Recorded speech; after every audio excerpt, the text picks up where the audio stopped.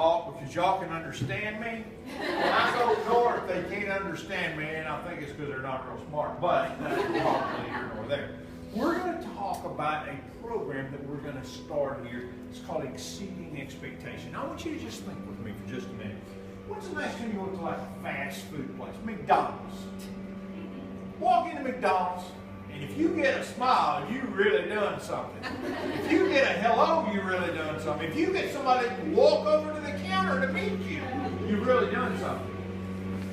Where's there a place here that every time you go there, they kind of blow you away? Is there a place? Chick-fil-A. You'd be surprised how many cities I go to and they always say Chick-fil-A. Anything else? I was doing this in Northwest Arkansas, and we were talking, and every class I had, they'd raise their hand and they'd say, this is one certain place. And I said, fine, what is that? He said, oh, it's a local liquor store. So I thought, I ought to check it out for research purposes. So I went there, and sure enough, I mean, they were amazing. They said hello, they smiled. Every time you take something off or you're looking for something else, they put it and go carry it up there. Always carried stuff out your car. They were amazing. They exceeded your expectations. So I've kind of got your mind going that way. Now you got to go with me here. You might not have ever been here, but you have. There's a hotel in New York City, and it's called the Plaza Hotel. You've all been there. Have you ever seen Home Alone? Home Alone was the Plaza Hotel. Fanciest hotel in New York City. But the problem is they had pretty lackluster customer service. So the people at the top decided we're going to have great customer service. But usually when the people at the top decide anything, it never happens at the bottom. Because the people down here are the ones that make it work or don't. So they decided to go and figure this out. So they started out front where the guys helped you get out of the car and that sort of thing. So these guys started thinking, they said, wow, we got an idea. We got an idea. They told all the cab drivers that came through, all right, if you come here and drop off, somebody's going to stay in our hotel, you got to tell us their name when they get out. And don't come back through here if you don't know their name. So I didn't know this, so we pull up.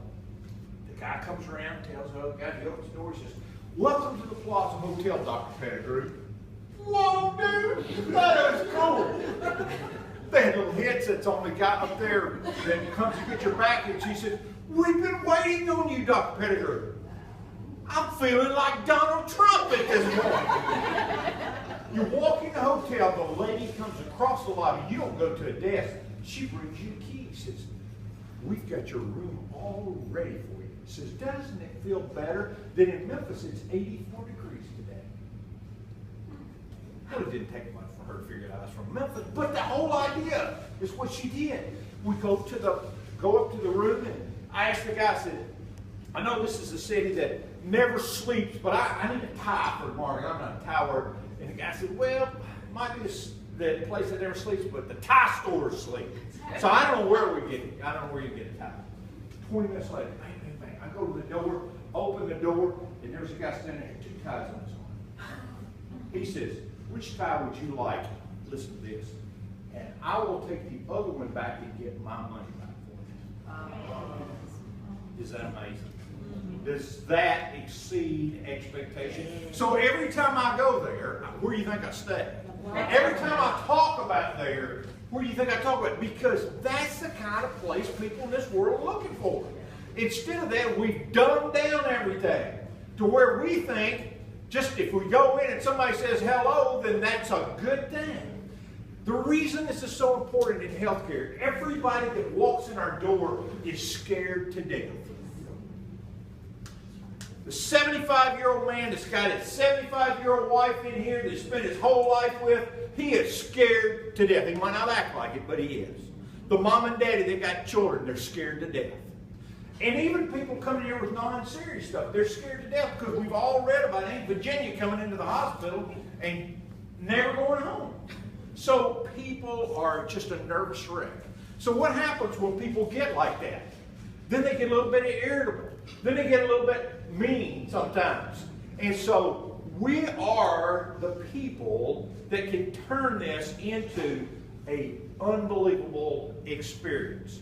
Now, I'm going to tell you something. This is kind of a secret. We don't want to spread this because this ain't real good news. But there's this other place on the other side of town that kind of does what we do. If you would compare that hospital to us, on HCAPS, which is customer service scores, they scored 10 areas, and they beat us in all 10 areas. That ain't right, is it? No. That's not who we are. We got to refocus. It's not change, it's refocus. We've got to say that we want to be that place that when I go to Walmart tonight and somebody says, "Where are you working?" I tell them, they say, "Oh, God, it's the friendliest place I've ever been in my life." That is a great place. So here we're going to start with just one thing. The reason we're only starting with one thing, I know you people in Texas can't remember 2 or 3 things at one time, so we're just going to do one time, right? When we do it in Tennessee, we only do a half of one. So, but we're going to do one thing here, and we already talked about it, and it's smiling. But I want to add a little bit to that. It's got to. Look people in the eye and smile. Now, what do I mean? We've all seen this. How many of you have a cell phone? Liars! Every one of you has a cell phone.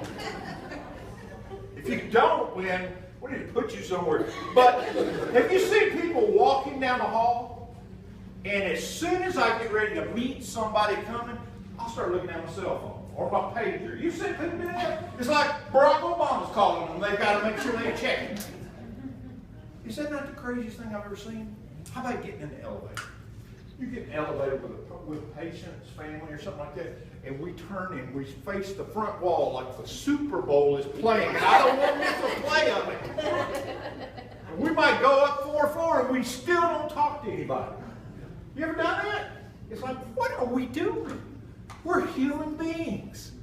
These people are here because somebody's hurting, and we're acting like we don't have anything to do with them.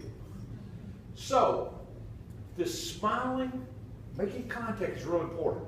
Now, when you go out of here today, we're going to smile. You know who we're going to smile at? We're going to smile at every single person. We see a coworker coming down the hall, we're going to look them in the eye and smile. Is that right?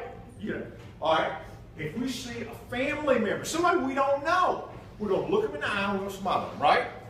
If we see a doctor, oh, baby, we're going to look them in the eye, smack them, and then we're going to look them in the eye and we're going to smile at them. So when we leave here, the other 2 sessions are already out there doing it.